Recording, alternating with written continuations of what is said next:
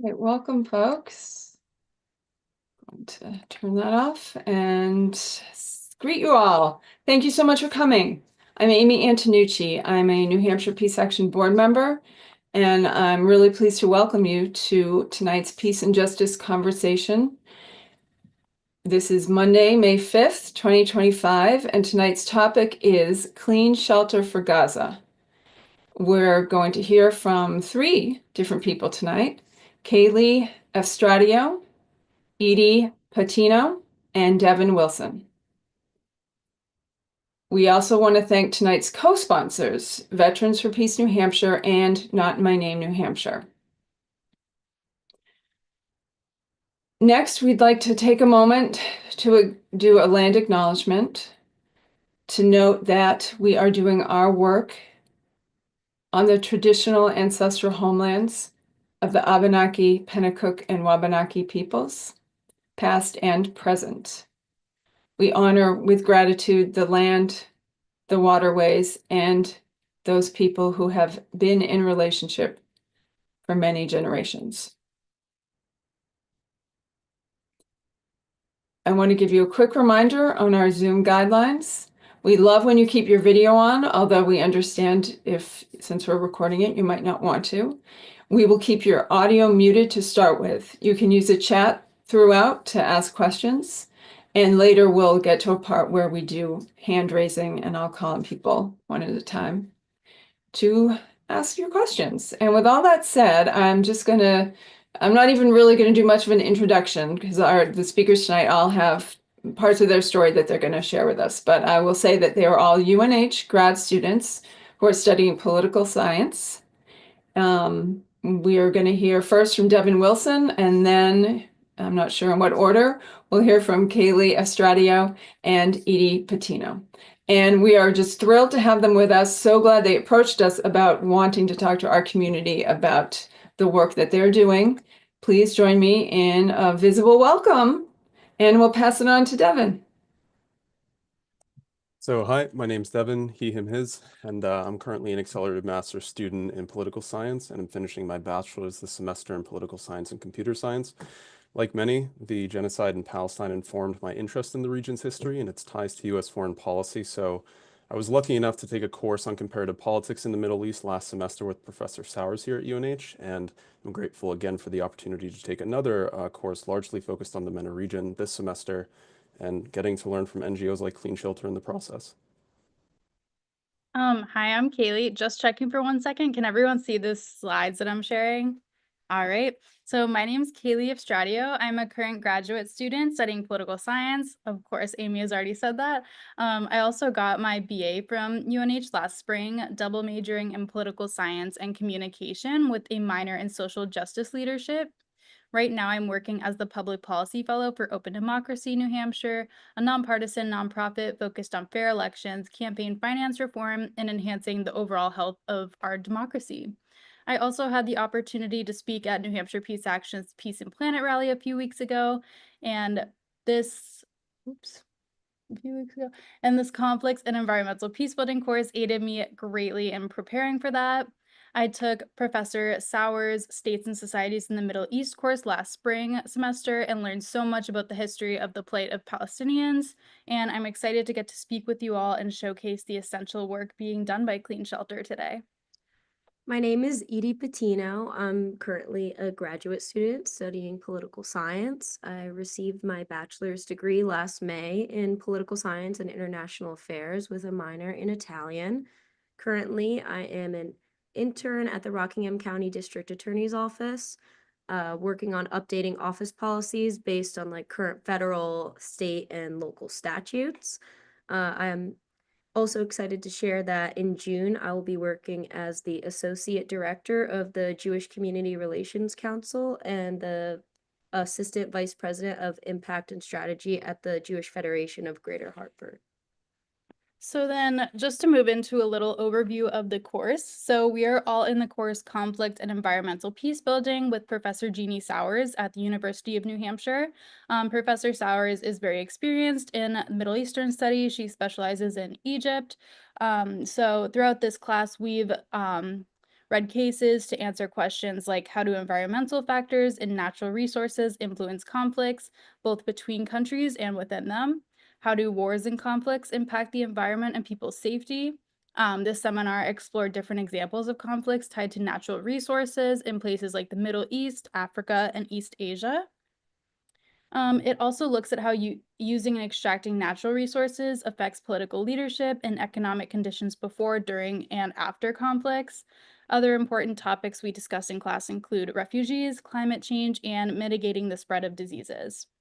So just a little intro into this project. Professor Sowers introduced us to the idea of collaborating with Clean Shelter. Our group decided we wanted to focus on conducting outreach for Clean Shelter, since one of their key goals for 2025 is to increase partnerships and overall expand their network. So in order to do this, we created a presentation that provides an overview of Clean Shelter and its impact on the Gaza Strip from its initial operations in January 2024 until now. We did this by compiling information from their 2024 annual report, interviews with news outlets, and other data such as newsletters that are available on their website. And we are excited to have the opportunity to present all of this to you today. We knew that this group would be a highly receptive audience for a discussion about Clean Shelter's work, since New Hampshire Peace Action has been active in speaking out against the war in Gaza since its initial outbreak. We appreciate that one of your initiatives, the Palestine Education Network, offers educational resources for those wanting to better understand the Israeli-Palestinian conflict. And we value your organization's recognition of how sensitive and emotionally complex criticism of the Israeli government's treatment of Palestinians can be. Your consistent efforts to open up this safe space to have dialogues like this and discussions like this are very important in this mission. So we want to thank you for that. Moving in, oops, can I change the slide? Moving into a little table of contents. So here's what we will cover today. We will start with what is Clean Shelter in general and some origins of the NGO. We'll move on to their projects and accomplishments, as well as their overall impact on the Gaza Strip. Then we'll move on to recognition and testimonials from the people that they've helped, and we'll end with some lessons and goals for the future. Also, just to throw this out here right now, Clean Shelter did just start their first Italian Clean Shelter chapter. So if anyone's inspired after this to start the first New Hampshire Clean Shelter chapter, email them. We'll move on. So here are just some quotes that showcase that this organization is really humanitarian first. One of the co-founders, Tom, said, "It's true that our activity from the very statement it makes is political, but first of all, it's humanitarian. Of course, even working with Seba at this time is the most political thing possible, and I feel that it's the future. We don't agree about everything, our political views are certainly not identical, but we both believe that it's possible and essential to overcome the gaps." And then we have a similar quote from Seba over here, which says, "People talk to me about how to promote peace, dialogue, and peace between the peoples, but what bothered me the most were that basic things, such as the continued operation of the hospitals in Gaza without electricity supply. For me, this is not the time to talk about peace. What is more important right now is that people are dying." So we felt that this just really highlights the humanitarian first standpoint of this organization.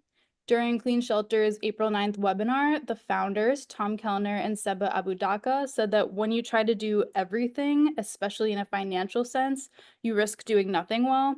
That's one of the reasons that Clean Shelter is focused on sanitation and not food. That would kind of be spreading themselves too thin.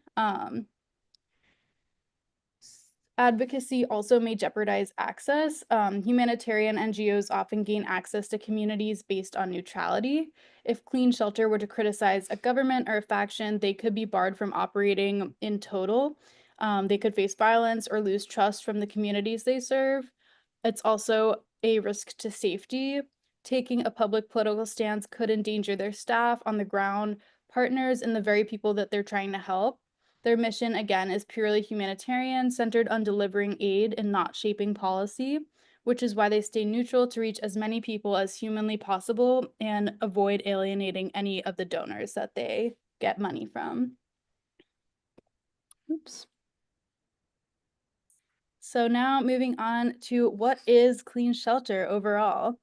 So Clean Shelter is first and foremost a community-led grassroots humanitarian non-governmental organization focused on delivering aid to displaced and vulnerable Palestinian civilians.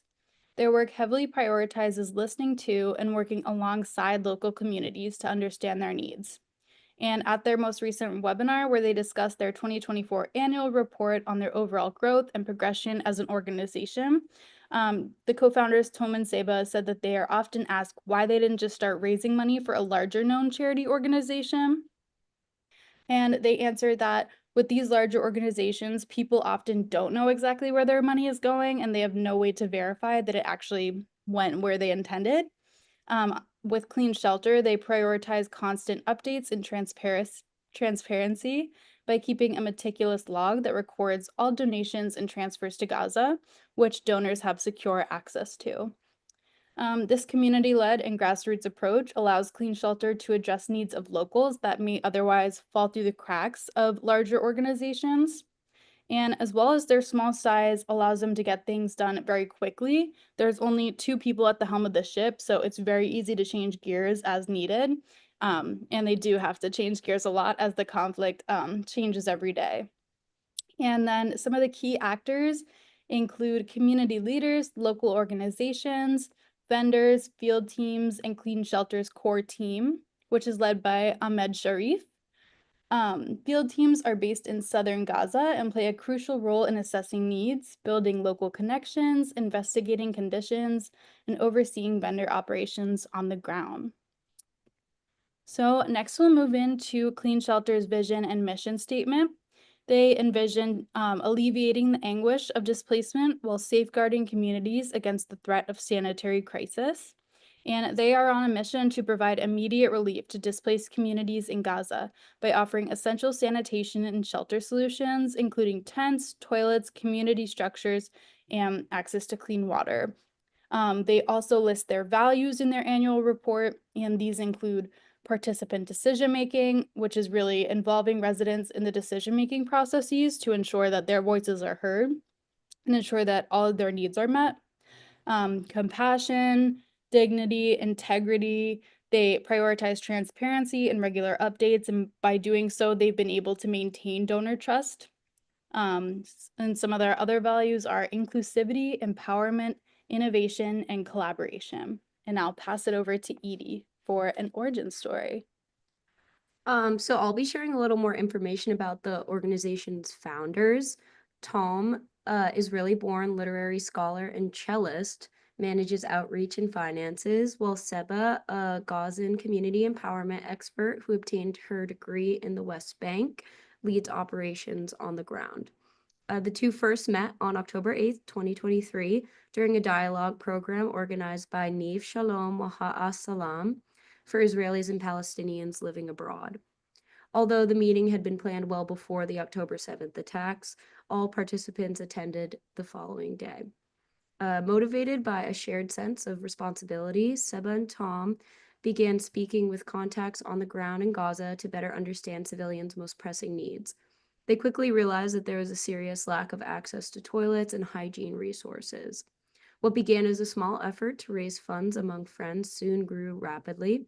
Clean Shelter was formally established in January 2024 and registered as a German charitable organization by April.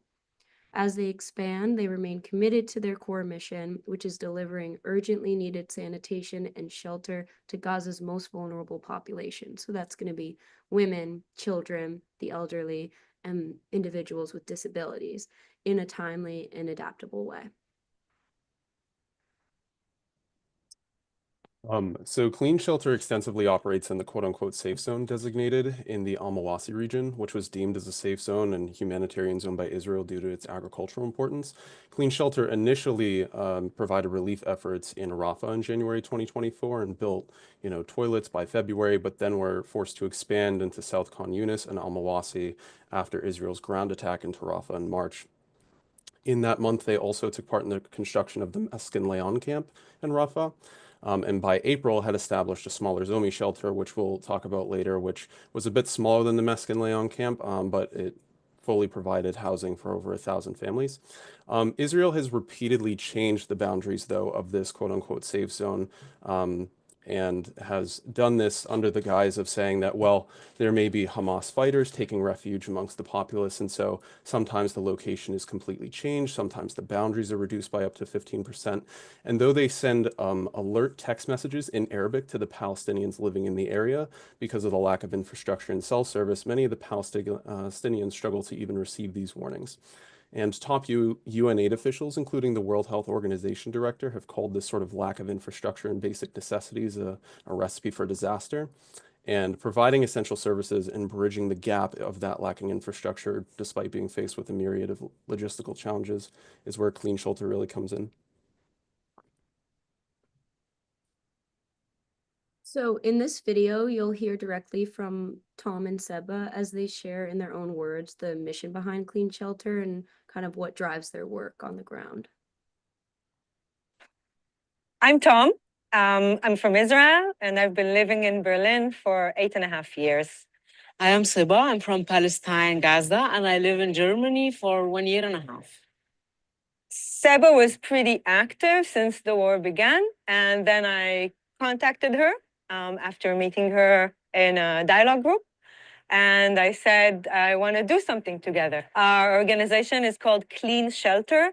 What we do is fundraise to finance the construction of toilets and tents in IDP camps in Gaza. I never thought that at this time of history that we will face this kind of hunger. Like, I couldn't imagine that people will be displaced. I couldn't imagine that children will lose all of their families. Because we've really started small, and because I'm Israeli, most of my networks are from Israelis. So we have a lot of Israeli donations, but we have donations actually from all over the world. If there will be a rebuilding taking place, and I'm sure there will be a rebuilding taking place, we want to take part in this and make sure it's inclusive and make sure that it's reliable and accommodative, because tents that we are constructing now, they're not gonna last. I have family and friends in Israel that I'm still really, really worried about and hope for their safety. I also feel a lot of responsibility and also a lot of shame about the war. And in that respect, I'm really happy for this project with Seba and even for friendship. I feel this is healing in many ways. So the reason we wanted to share this video is not only because it accurately portrays their earnest devotion to the organization's cause, but also it's important to keep in mind that this video was published March 2024. So you'll see by the end of this presentation that in such a brief window of time, their efforts have made such a considerable amount of progress. So Clean Shelter's team in Gaza developed organically from a small initiative focused on sanitation into a structured operation driven by local volunteers, community leaders, and even displaced families. As the mission expanded, additional roles were created, such as an operations lead, procurement officer, and a finance assistant. And these positions were created to support logistics and management. Other volunteers, both local and international, play a vital role. Despite limited financial resources, the team remains dedicated and hopeful that sustainable funding will allow them to grow their impact.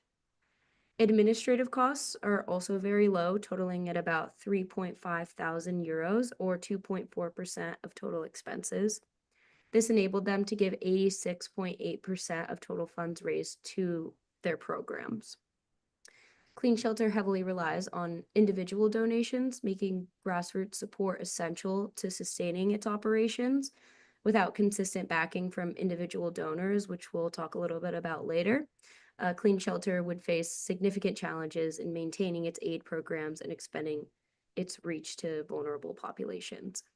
Also, it's important to note that they do try to compensate volunteers on the ground as much as possible for all of the work that they do because it is dangerous. And this makes up about 10.8% of the total 2024 expenses. They also plan to continue to do this as they're able to expand. So then Clean Shelter runs a few of its primary programs, these being water provision, sanitary solutions, shelter and protection, and coordination and distribution. But to overcome blockades and constant supply chain disruptions, Clean Shelter relied primarily on their networks on the ground, and they've built strong relationships with local suppliers and organizations.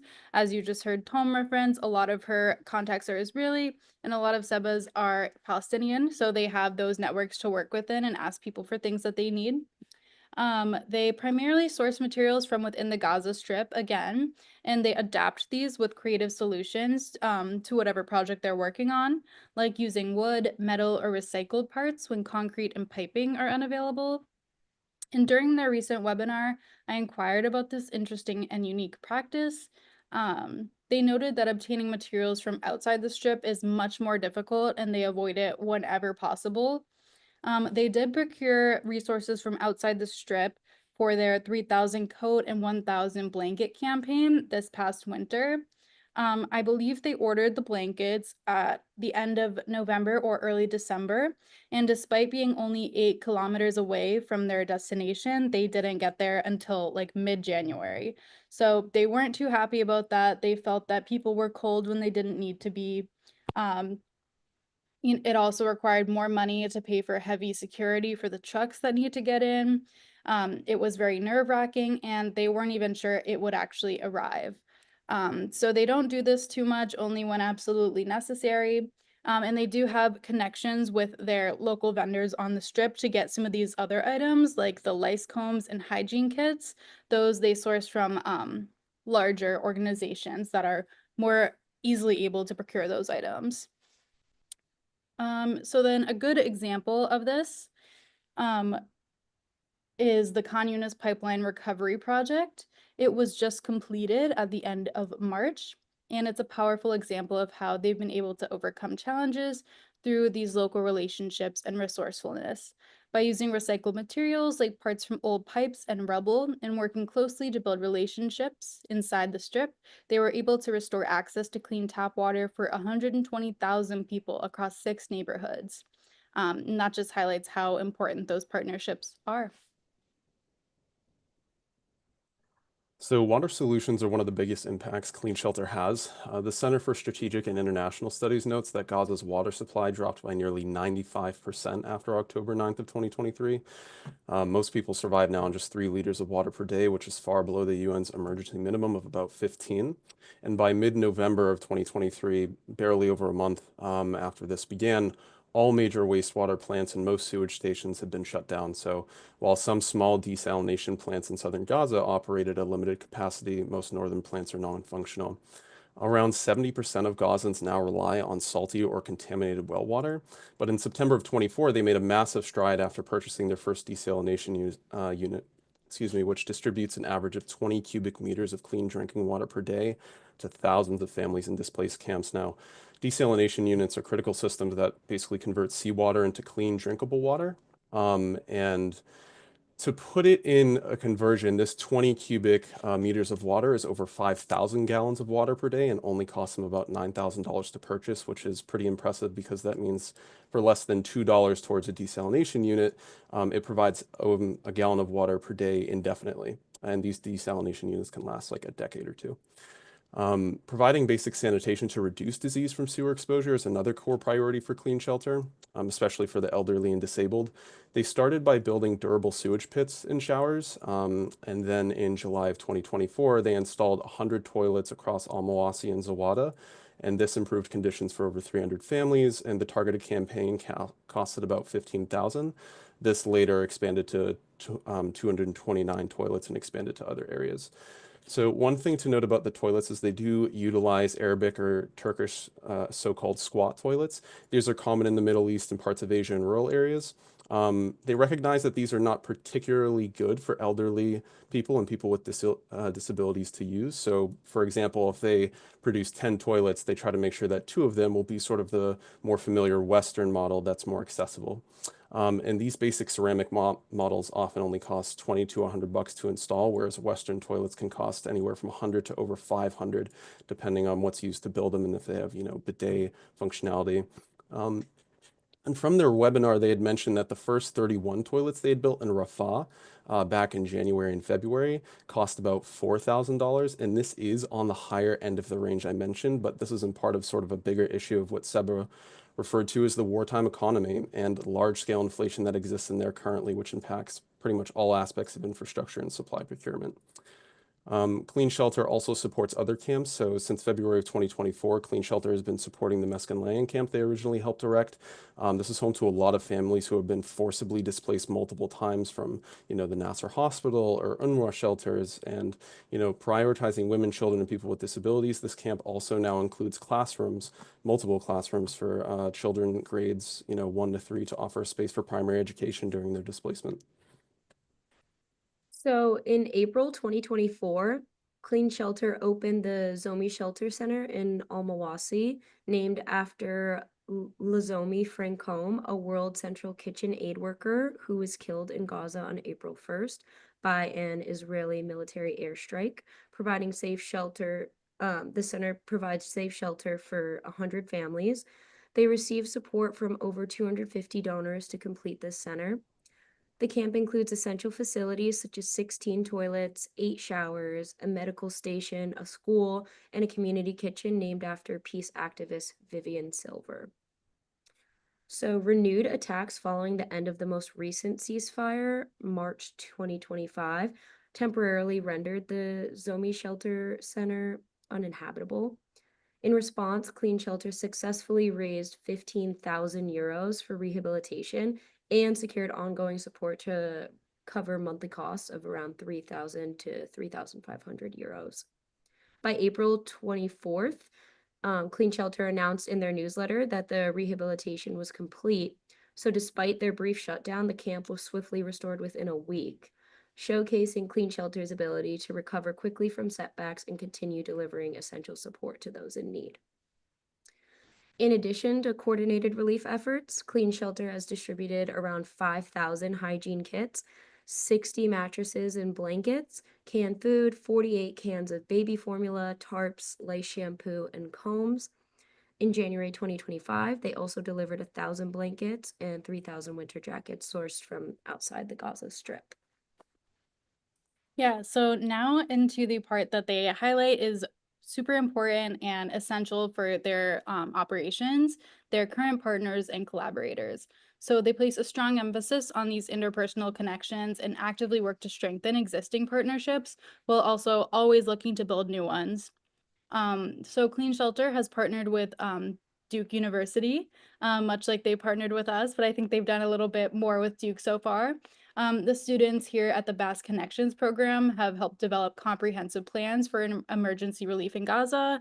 They've also aided on their website, doing similar things to what me, Edie, and Devin are doing with the rest of our classmates. So hopefully they will run both of these programs again next semester at UNH and Duke, because I think we did some good work for them.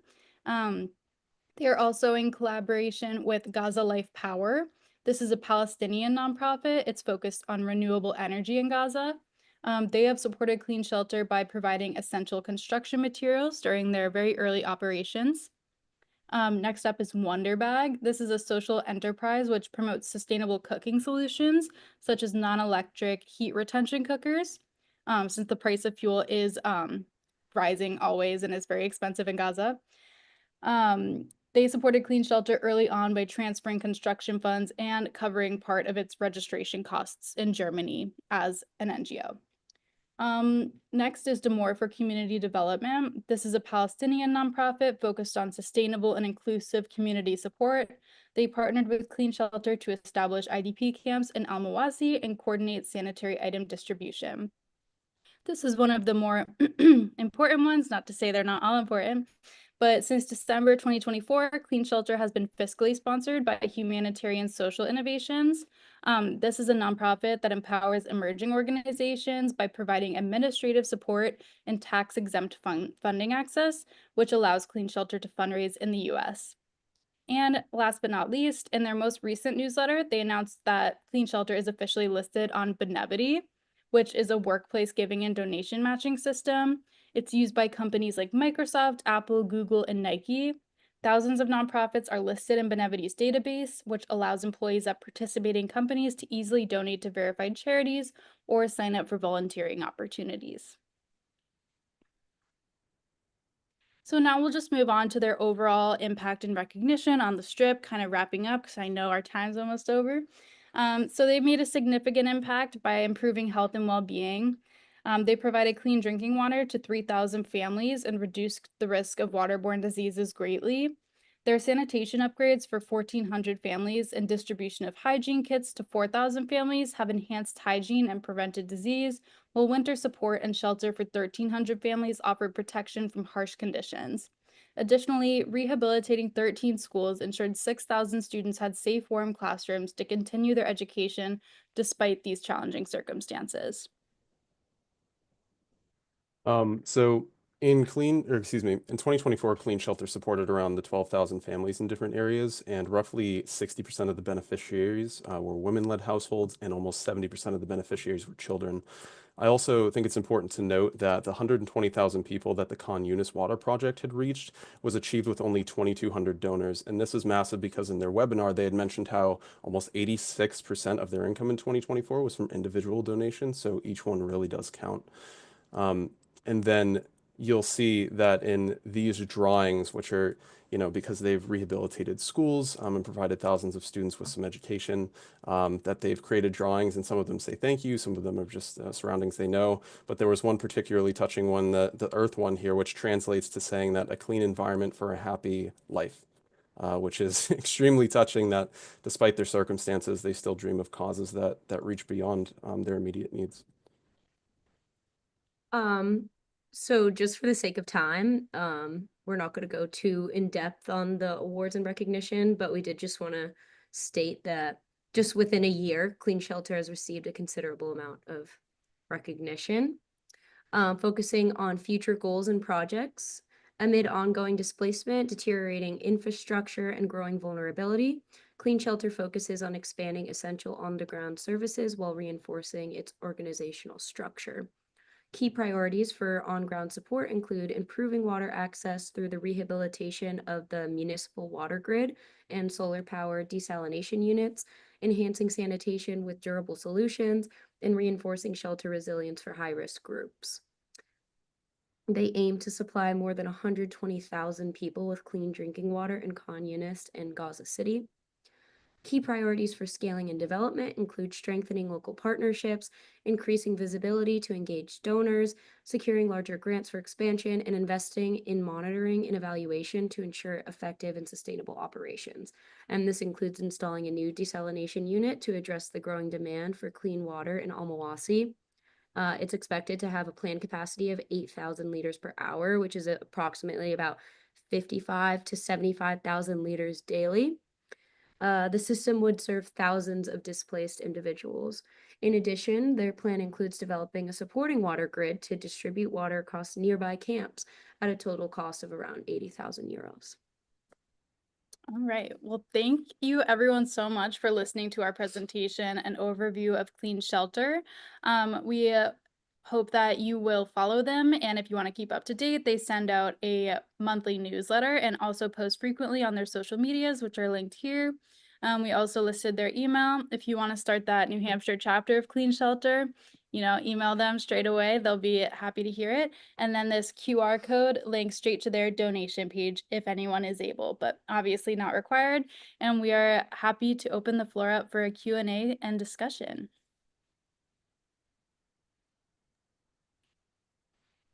Thank you so much. And we can get some of that information into the chat as well, I'll bet. Okay, yeah, I personally have lots of questions, and I'm sure there'll be others. Let me just open up the chat so I can see. Okay. Yeah, thank you so much. Let me actually start by specifically saying that it's really been important to us at New Hampshire Peace Action and the groups related to the work we do, the New Hampshire Coalition for Just Peace in the Middle East, to be connected with young activists and advocates, and seeing your commitment and your engagement is just so heartening and inspiring to us. And I'm sure others here can would echo that. And we're just really thrilled to have you. So glad that you approached us and that we can do some connecting and collaborating here. With that said, there's a question that I think actually can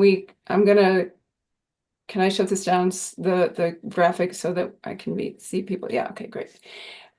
Something that's kind of come up in the chat already that I'd love for your comments on, okay? And this is something that we struggle with, a lot of us. So I'm aware it's not either or. For instance, we've been advocating really hard to get UNRWA funding restored. But I wonder what your experience or your feelings or your take is on the fact that it can be really hard to focus on humanitarian aid when the bombs are still falling. That, this isn't a natural disaster. This is completely human made. And the idea that on one hand, we're, helping people get blankets, while on the other hand, our government is implicated, let's say US government, is providing the bombs that drop on them, is like maddening, okay? And I totally get what you're talking about, that for them, they need to be apolitical in a very insert in a certain way in order to do this work. And we just wonder, how do you think they make sense of it, or how do you make sense of it, or what is your take on this sort of conundrum, let's call it, that I think a lot of people feel when I think you know what I mean, right? That was enough. All right, I'd love your reactions and your thoughts on this. Totally. No, I totally understand your sentiment and I completely agree with that. I guess I would respond. Seba talked a little bit more in another YouTube video. She has had like family impacted by the war on Gaza. I think she's lost a lot of family. So I think that the two of them coming together, like an Israeli and a Palestinian, just shows that they're like transcending these political divides. And I honestly, as much as I wish it could be like political too, I think that they have just started doing what they can to help the people who otherwise wouldn't get that sanitary help in the war, because there was a lot of people covering food and all that stuff, but sanitation was a big gap in what people in the Gaza Strip needed. So I would just say that they are doing the best they can with like the strategies that they have and what they are able to do to kind of ameliorate as much as the suffering as they can, while knowing that it's not going to, of course, end the entire conflict. I think I kind of want to add to that as well. Just with our participation in this, I think that coming here and speaking with this organization, I think that we separately have a little more accessibility, resources, and privilege to be able to separately advocate for the politics, whichever way you may feel about it, kind of that advocacy work. Something that I really appreciated about even this project in general in this class is that there are different interests. And yet our professor and this organization was able to allow us to come together, and something that was really the focus on that is separately seeing the communal interest of humanitarian aid separate from those sorts of like why, focusing on like what specifically like we can do on a humanitarian sense, and us personally, we are able to advocate for more. I think that that's super beneficial, but also the direct impact of that humanitarian assistance that Clean Shelter is providing, with the limited abilities that they have via them being in Germany and the politics with that, or the policies regarding that, or just with the tension packed environment of the area. I think both of these things can be done at the same time. And what's interesting is that we can come together on that issue of humanitarian assistance with the vast range of opinions that everyone has to focus on that communal consensus of the humanity and the sole focus that everyone deserves a right to be safe and be happy. And yeah. Thank you. Devin, did you want to add anything, or did they? No, I think they said it well. I think there's something to be said about really propping up an organization that unites two different perspectives and people who belong to both sides. But then also, you can have that sort of mindset about anything, trying to really focus so hard on how do you stop it entirely that you don't focus on what you can do in the meantime. And I think that's important. So, it's not nearly as simple to combat political narratives or, involvements in the Middle East that are approaching a century in the making. But what we do know is through, I would say, pretty accessible donation requirements really change the lives of people who, because there's no one else operating in the region, and when humanitarian aid is being blocked entirely, organizations like this that are in the region and are sourcing a lot of their resources from within Gaza are just so instrumental.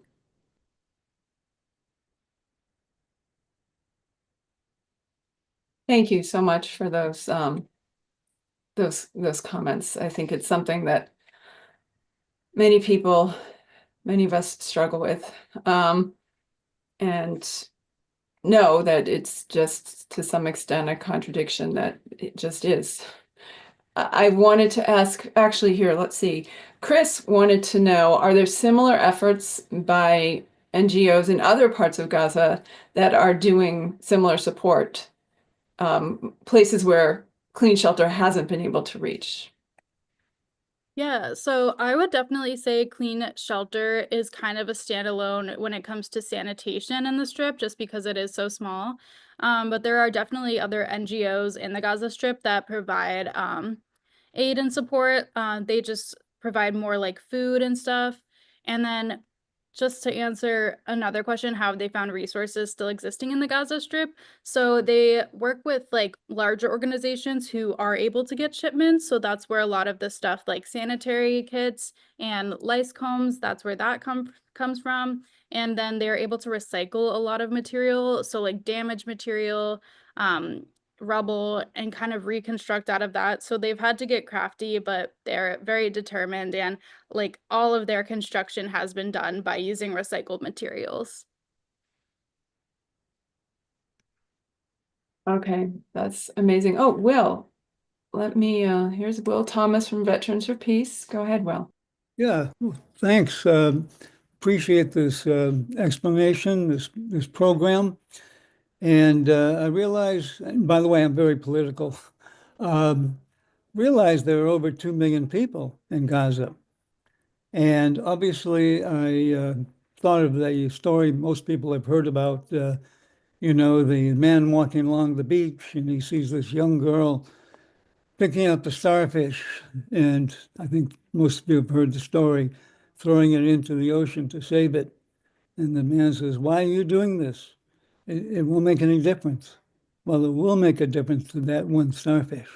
So thank you for what you're doing. Despite the 2 million people, every single human being that can be helped and assisted is worth the effort. No, thanks. Thank you for Yeah, coming and thank listening you. to us and participating in this productive conversation. I'm going to ask Will a question. Will, weren't you involved in efforts to rebuild water sanitation in Iraq during the sanctions years? Trying to unmute. Yes, the Veterans for Peace did do that. And unfortunately, in due course of time, just as in Gaza, they were bombed. They were destroyed as well, and then rebuilt. So the effort continued.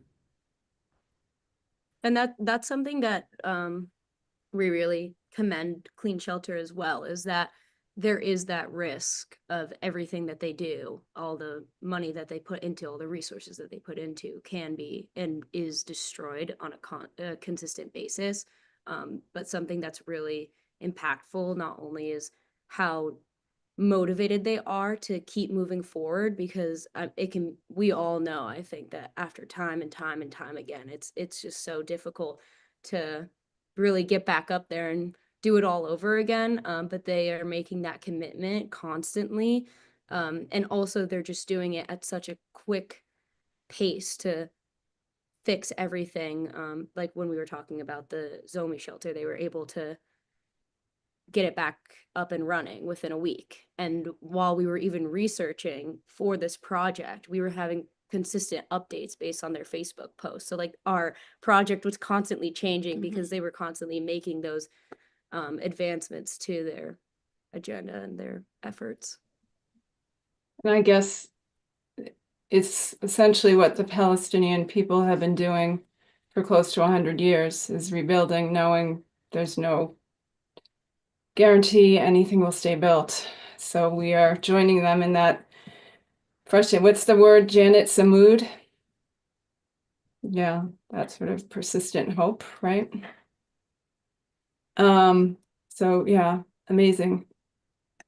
There was another one that came in. Oh, Heather was wondering if there's been any data captured about the rates of sickness prevented through these efforts. And now I know that the health ministry there is pretty much collapsed, but has anyone been able to talk to, figure that out? I would have to get back to you on that one. I will reference their annual report again, but I don't believe they have like any exact metrics as for how many people they've been able to like prevent. Just because we don't know exactly how many people would have gotten sick if not for them. But yeah, I will definitely take a look in the annual report, and if I find that number, I will get back to you, Heather. I'll send that to you, Amy, if I do find that number. Great, thanks. Along with the idea of how or where are they getting the materials, I also wonder how are these. So we just heard from some friends who work with AFSC, American Friends Service Committee, that their workers in Gaza, some of them they're not able to stand anymore. They're so malnourished. I mean, how are they surviving? I mean, I guess that's true for like everyone living there. It's hard to fathom, but can you speak at all to like being there right now, and how are they staying strong enough to build anything? Totally. At their most recent webinar, I believe on April 9th, they did mention that they do take breaks. They're not always working. They really have to play it by ear and see what the situation is on the ground. As according to their social medias, they are still working. They're all still up and running and enabling these IDP camps to function every day and help as many people as they can. But yeah. Yeah, and I think to add on to that we spoke a little bit about earlier is that they also are trying, a lot of the volunteers are even these displaced families. And so what the organization has done and continues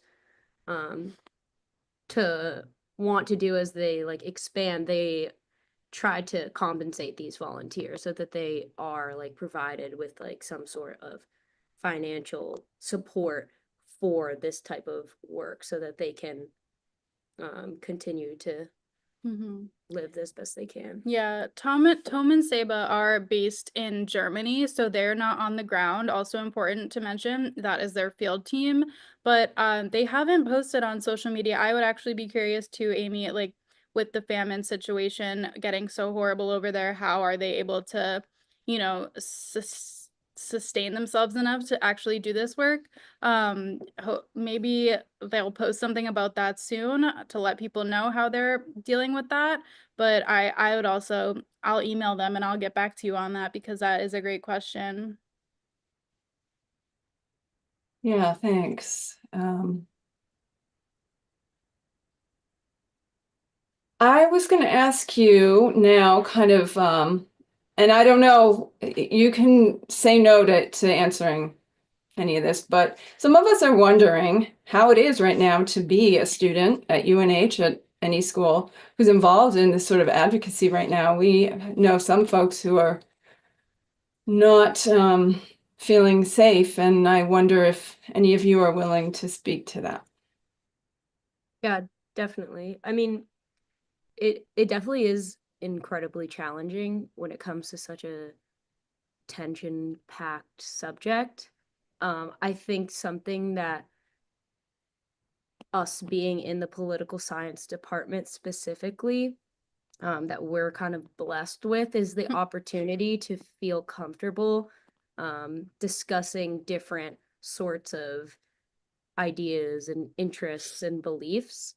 Definitely something that was heavily prioritized within the class.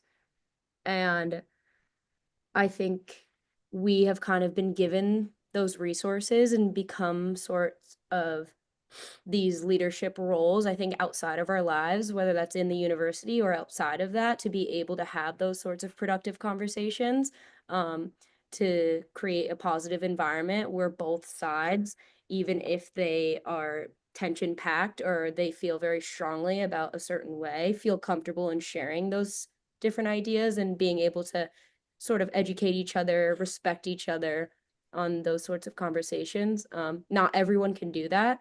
And so what is important in those like university issues is to, again, just really focus that like everyone has a right to to their opinions, and everyone has a right to be safe. And so when things get really heated, you do your best to protect yourself, protect the people around you. But yeah, I think that we've just been given a great opportunity to kind of be able to feel comfortable expressing different interests and to be able to work with other people that have different interests than ourselves and still create a positive impact, because that's really the whole point of this organization too.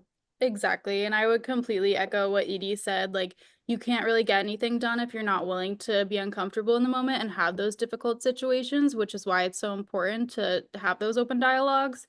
And then also the climate on campus. We just had a Palestine protest last Friday. I actually took my graduation photos and then I went right over and I saw Lefty there. So that was cool.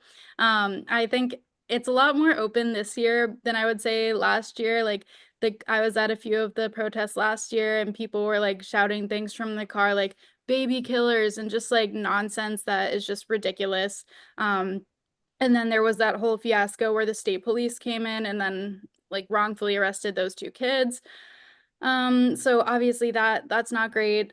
Students do have a right to protest, and with what's happening like right now all over the country with President Trump basically deeming if he doesn't like that you're advocating for Palestinians, he's sending you to like El Salvador or something, is ridiculous. I guess UNH hasn't like divested and all of that. I doubt they're going to with the recent budget cuts, but it is great that we had a good protest last week and there was bands there. Everyone was getting flyers, information on how to donate to the cause and make a difference. And I think hopefully we're on the up and up with like the rights for student protesters. I can't believe I'm even like saying that, but yeah. Well, that's really interesting to get your take on it, and I'm glad there is some space. We've been working, some of us in our group actually know the student in Vermont who was arrested but is now out on bail. We're very pleased to hear. And we really have been horrified by what's going on and want to be connected and help. And this is not the first time. We just passed the Kent Street anniversary. You know, this is a right that we have to continually look after and fight for on campus and off campus. And I'm really glad to hear that there is some space for that, and that you have a department and a professor who is supporting that. Really, really heartening to know. We're gonna have to wrap up here in a minute. Yes. Thank you so much to our professor, by the way. She's here in the chat, Professor Sowers. Thank you.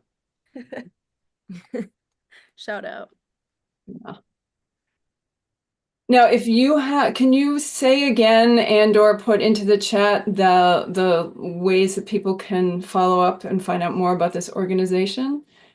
While I move, or go first, say it. Go ahead. Oh, yes, you can. Let me just redirect. You can follow them on Facebook at Clean Shelter. They're on Instagram at clean_shelter_NGO, and I'll drop all that in the chat. Great. And I'm going to see if it will let me. Oh, good, it is. It wasn't letting me use the chat earlier. I don't know why. Okay, so I am going to first, thank you all so much. And now let me give you all a little information about some things coming up. We really hope that you'll keep up with us at New Hampshire Peace Action and Veterans for Peace and Not My Name New Hampshire. There are links in the chat, and I'll just say one of them, nhpeaceaction.org.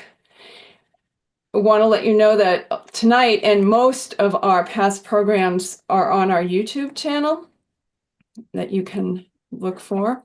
Unfortunately, we had an amazing talk a few weeks ago, and the professor, being of Middle Eastern descent, didn't feel comfortable letting us record it, given how things are. So, but we're going to have her back.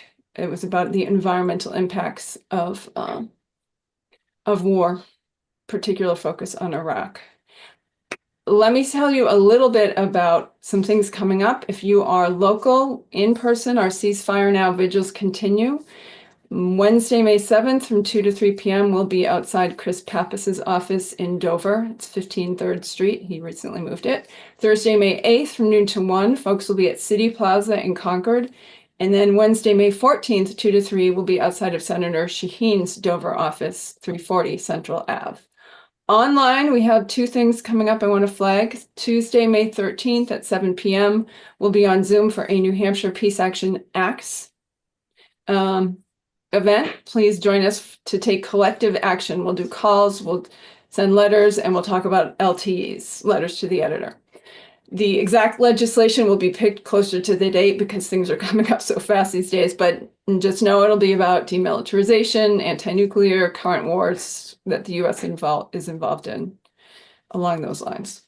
Monday, May 19th is our next Peace and Justice conversation. It will be on war, peace, and partisan politics.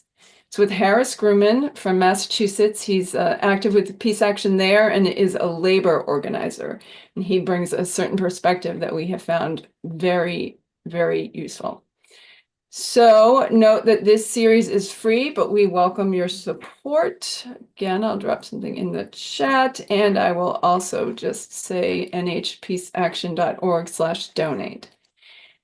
And again, I really want to thank our speakers for tonight, Kaylee Estradio. Am I doing it right? I think I'm Estradio, I was close. Edie Patino and Devin Wilson, and also to their professor, Sowers, who is here tonight. We're really pleased to have all of you with us. And thanks to our co-sponsors, Veterans for Peace New Hampshire and Not in My Name New Hampshire. So, yeah, visible thank yous to everyone. Amy, before you go, yeah. The Nakba event in Manchester. Thank you.